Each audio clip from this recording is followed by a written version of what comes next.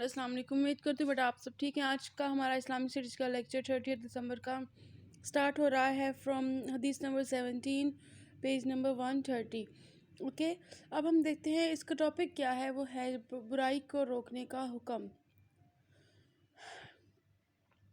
کہتے ہیں ان ابی سعید الخدری رضی اللہ عنہ قال، حضرت ابو سعید خدری رضی اللہ عنہ سے روایت ہے، قال وہ کہتے ہیں سمعت تو میں نے سنا رسول اللہ صلی اللہ علیہ وسلم، نبی صلی اللہ علیہ وسلم کو، یقول وہ کہتے ہیں، یعنی کہ نبی صلی اللہ علیہ وسلم فرماتے ہیں، من رأى منکم تم میں سے جو کوئی دیکھے، منکرن کسی برائی کو، فلیغیرہ بس تبدیل کر دے اسے، بیدہ اپنے ہاتھ سے، فإن پھر اگر لم نہیں، یستطع وہ استطاعت رکھتا، فبلسانہ پس زبان کے ساتھ، یعنی کہ اپنی زبان کے ساتھ، فإن پھر اگر لم نہیں، یستطع وہ استطاعت رکھتا ہے، فبقلبہ پس اس کے دل کے ساتھ، وذالک اور یہ، اضعف کمزور ترین، الایمان ایمان کا درجہ ہے۔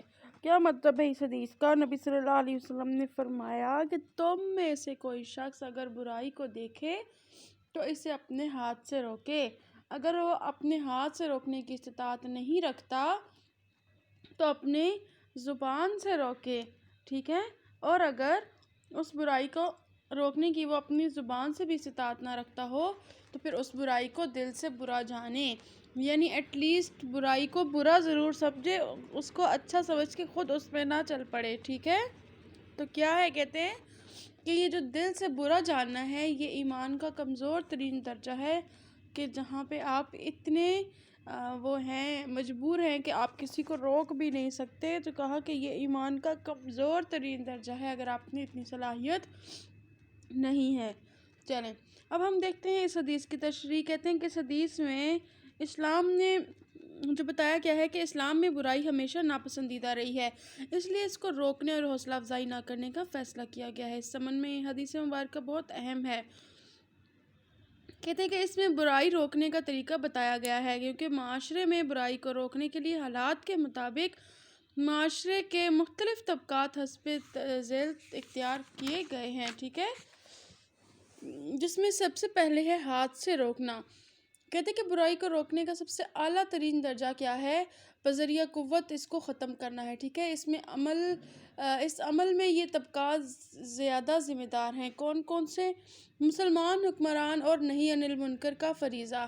کہتے ہیں کہ جو بھی لوگ، نہی عن المنکر کا مطلب ہوتا ہے برائی سے روکنا، تو کہتے ہیں کہ مسلمان حکمرانوں کا، سمپل جو اس والی ہیڈنگ کا مطلب ہے وہ ہے کہ مسلمان حکمرانوں کا کام ہے کہ وہ نہی عن المنکر کریں، اپنا یہ فرض ادا کریں کہ وہ لوگوں کو برائی سے روکیں، ٹھیک ہے۔ جیسے کہ یہاں پہ کہا، کہتے ہیں کہ جو لوگ بھی مسلمان حکومت چلا رہے ہیں ان کا پہلا فرض ہے کہ وہ برائی کا انسداد کریں، اس کو ختم کریں، کیونکہ اللہ تعالیٰ فرماتے ہیں کہ یہ وہ لوگ ہیں جب انہیں زمین پر ہم کوئی اقتدار پیش کریں گے، بخشیں گے، تو وہ نماز قائم کریں گے، زکوٰۃ دیں گے اور نیکی کی ہدایت کریں گے اور برائی سے منع کریں گے۔ علامہ قرطبی لکھتے ہیں، امر بالمعروف ہر ایک کے لیے مناسب نہیں ہو سکتا، اس کو حکمران ہی انجام دے گا، کیونکہ حدود کا قائم کرنا اسی کا کام ہے اور تعزیر اس کی رائے کے مطابق ہوتی ہے۔ اس طرح قید اور رہا کرنے، نیز جلا وطن کرنے کا حق اختیار بھی اسی کو ہے۔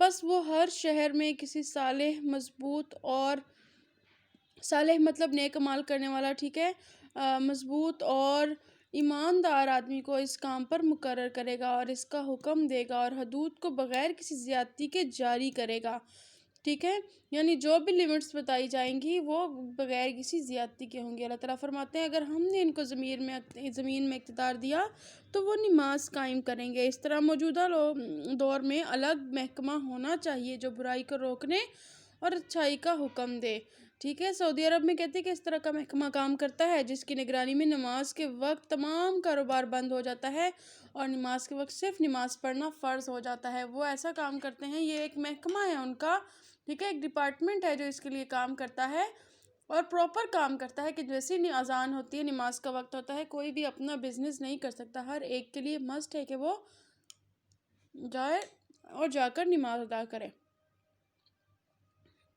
چلیں اس کے بعد ہے ہمارے پاس علماء اور عامۃ المسلمین کی ذمہ داری. علماء اور عام مسلمان کہتے ہیں اگر حکمران ایسا نہیں کریں گے تو پھر سوال پیدا ہوتا ہے کہ یہ کام کس کو کرنا چاہیے، یہ کام کون کرے گا.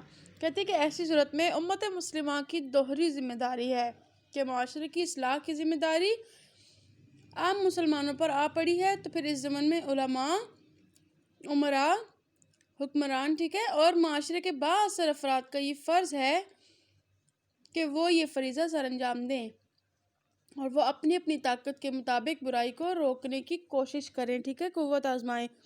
آج کل جب کہ اکثر حکمران برائی کے سرپرست ہیں، برائی روکنے کی ذمہ داری عام مسلمانوں پر ہے، تو اس سلسلے میں منظم جماعت کی ضرورت ہے، ورنہ حکمران اور کرپٹ عناصر اس کام کے کرنے والوں کو ختم کر دیتے ہیں. ٹھیک ہے، کیا سمجھ میں آتا ہے کہ جب اگر حکمران اس ذمہ داری کو نہیں نبھائیں گے تو علماء کی اور ان سے پڑھنے والے لوگوں کی اور عام انسانوں کی پھر یہ ذمہ داری ہونے لگتی ہے کہ پھر وہ اپنے آس پاس کے لوگوں کو اچھائی کی طرف راغب کرے اور برائی سے روکنے کی قوت رکھیں اپنے اندر. کیونکہ اگر حکمران ایسا نہیں کریں گے تو پھر کسی نہ کسی کو یہ کام کرنا پڑے گا، ورنہ کیا ہوگا کہ پھر آپ کا جو معاشرہ ہے یہ کرپشن اور بہت ساری خرابیوں کا باعث بنے گا. ٹھیک ہے، اس کے بعد کہتے ہیں زبان سے روکنا. دوسرا درجہ زبان سے روکنے کا ہے. اس میں حکمران، امراء، علماء اور عوام الناس کا مشترکہ فریضہ ہے. اگر سب طبقات اس کام کو ذمہ داری سے کریں گے تو معاشرتی ماحول کی وجہ سے بے شمار برائیاں دم توڑ جائیں گی. اور اگر یہ کام ہاتھ سے روکنے سے کم نہیں، اور کہتے ہیں کہ یہ کام بھی ہاتھ سے روکنے سے کم نہیں ہے، کیونکہ زبان سے روکنے پر بھی مشکلات بہت ساری آئیں گی. اللہ تعالیٰ فرماتے ہیں کہ جب مشکلات آئیں تو والصابرین فی البأساء والضراء وحین البأس، وہ مالی پریشانی اور جسمانی تکالیف پر صبر کرنے والے ہیں اور جہاد پر ثابت قدم رہنے والے ہیں. یعنی کہ ان کی یہ کوشش ایک جہاد ہے اور وہ اس پر ثابت قدمی دکھائیں گے، پیچھے نہیں ہٹیں گے. ایک اور جگہ فرمایا وہ حق اور صبر کی وصیت کرنے والے ہیں. ٹھیک ہے، اس کے بعد ہے دل سے برا جاننا. اچھا، اس کے پہلے ہم یہ دیکھتے کہتے ہیں کہ اگر کسی کام میں مشکلات کا سامنا پڑے تو بے عزتی نہیں بلکہ بڑا اعزاز سمجھنا چاہیے، کیونکہ نبی صلی اللہ علیہ وسلم نے فرمایا کہ میری امت کے بگاڑ کے وقت میری سنت کو تھامنے والے 100 شہید کا ثواب ملے گا ایسے شخص کو. اس لیے اپنے آپ کو اعزاز والا سمجھنا چاہیے اور اپنے کام کو کرتے رہنا چاہیے. دل سے برا جاننا، کہتے کہ یہ ایمان کا آخری درجہ ہے کہ جب انسان پہلے 2 کام نہیں سر انجام دے سکتا، قاصر ہو جاتا ہے، برائی کو پھر دل سے ہی برا سمجھ لے، یہی کافی ہے. کیونکہ اگر ایسا نہیں ہوگا تو پھر ایک نہ ایک دن وہ خود اس کا حصہ بن جائے گا. دلی نفرت ہی اس کے ایمان کی محافظ ہوتی ہے. اگر یہ بھی ختم ہو جائے گی تو ایمان رخصت ہو جاتا ہے. نبی صلی اللہ علیہ وسلم نے فرمایا لوگو، اللہ کا ارشاد ہے کہ امر بالمعروف اور نہی عن المنکر کو جاری رکھو، یعنی نیکی کا حکم دو اور برائی سے روکو، اس کام کو جاری رکھو. ایسا نہ ہو کہ وہ وقت آ جائے کہ تم دعا کرو اور دعا قبول نہ ہو، تم سوال کرو اور اسے پورا نہ کیا جائے، تم دشمن کے خلاف مجھ سے مدد چاہو اور میں تمہاری مدد نہ کروں، ایسا نہ آ جائے وقت. اس لیے ہمیشہ خود کو امر بالمعروف اور نہی عن المنکر میں ڈال کے رکھو. غرض یہ کہ اگر کوئی دل سے بھی اگر برائی کو برا نہیں جانے گا تو وہ دائرہ ایمان سے خارج ہو جائے گا. آج کل تو ہم اس درجے سے بھی گر گئے ہیں اور عملاً برائی کے معاون بن گئے ہیں. اس کی مثال ہمارا حکومتی ڈھانچہ ہے جس میں زنا، سود، جوا، شراب، کہتے یہ سب اس نے جائز کر دیا ہے. بے پردگی، رشوت، دھوکہ، اسمگلنگ نے معاشرے کو بری طرح اپنی لپیٹ میں لے لیا ہے. حالانکہ اللہ تعالیٰ نے فرمایا تھا تعاونوا علی البر والتقوی، کہ نیکی اور پرہیزگاری کے کاموں میں ایک دوسرے کا تعاون کرو، مدد کرو. ولا تعاونوا علی الاثم والعدوان، اور برائی اور گناہ کے کاموں میں تعاون نہ کرو. لیکن کہتے ہیں کہ آج معاشرے میں یہ چیز ذرا برابر بھی نظر نہیں آتی.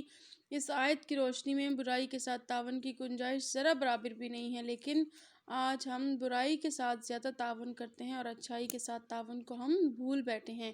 ہم سب کو اپنا اپنا محاسبہ کرنے کی ضرورت ہے یہاں پر. ٹھیک ہے، چلیں، کوئی بھی چیز نہ سمجھ میں آئی ہو تو پوچھ لیجیے گا. السلام علیکم.